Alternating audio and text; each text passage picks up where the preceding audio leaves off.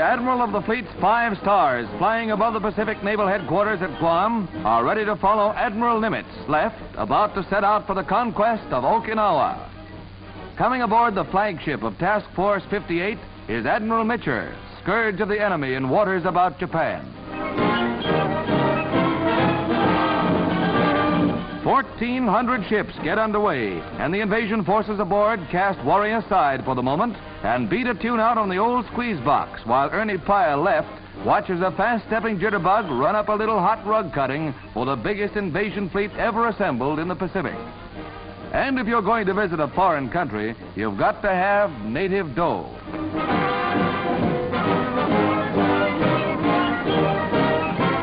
Strategic airfields are the objectives as the great fleet's guns open up.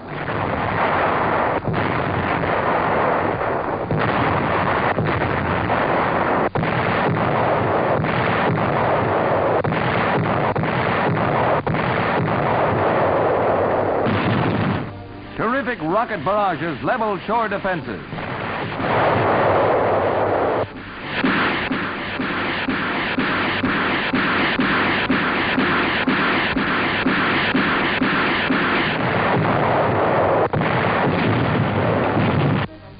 Army, Navy, Coast Guard, and Marine cameramen combined to photograph these stirring scenes of the landing nearest to Japan's main island.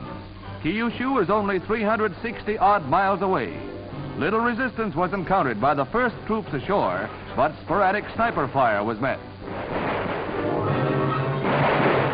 Pillboxes cleaned out with grenades.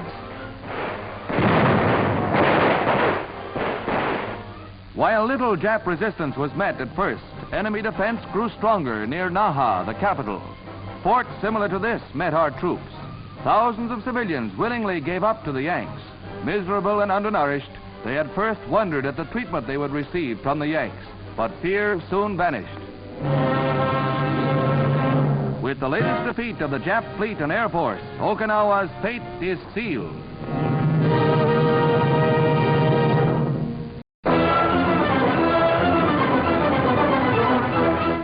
The RAF dropped 30,000 pounds of bombs on Mandalay during the final assault, which drove the Japs from that storied city.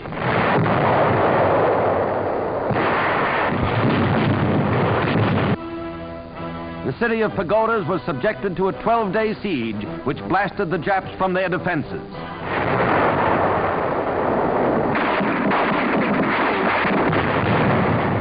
The Japs used temples as strong points. In the taking of Mandalay, British and Indian troops cut the Burma peninsula in two, isolating Japs to the south.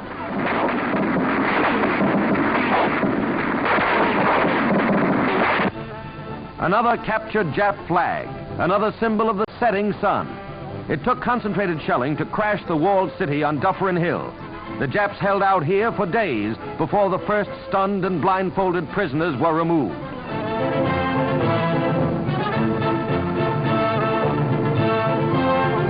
So sorry, please. You bet they are. The Union Jack rises over Mandalay after almost 3 years of Jap occupation. Another step toward the crushing of Japan.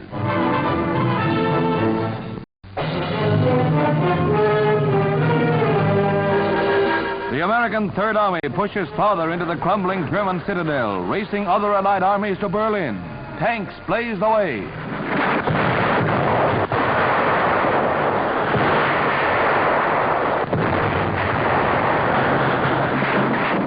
German prisoners, hunched over to avoid fire from their own troops, are rushed to safer areas in the rear.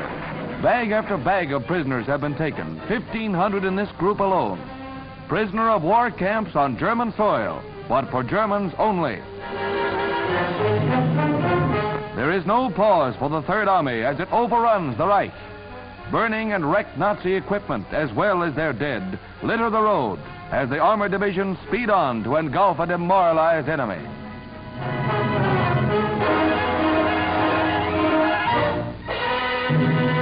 For the first time, Signal Corps cameras picture actual rocket attacks on the European front. Multi-bank firing units have given valuable support to our artillery. Highly mobile, they're quickly set up and sighted. The Weapons are fired from a remote control box, safe from the blast.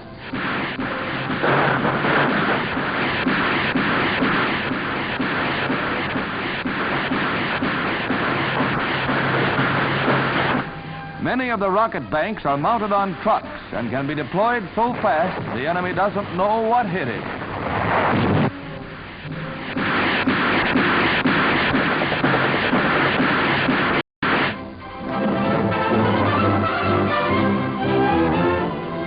As the San Francisco Security Conference nears, Secretary Stettinius confers with Big Four delegates, including Soviet Ambassador Gromyko, Lord Halifax of Great Britain, and Dr. Wei, Chinese ambassador.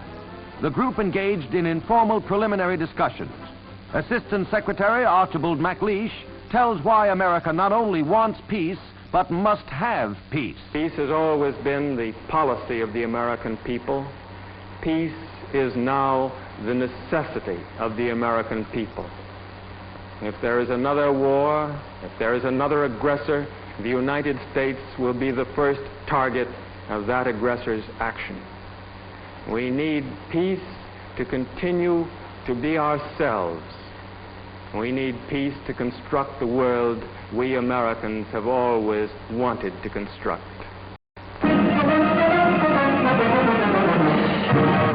When the wounded vets down in Georgia receive golf instruction from Lord Byron Nelson, everything is copacetic until they try it themselves.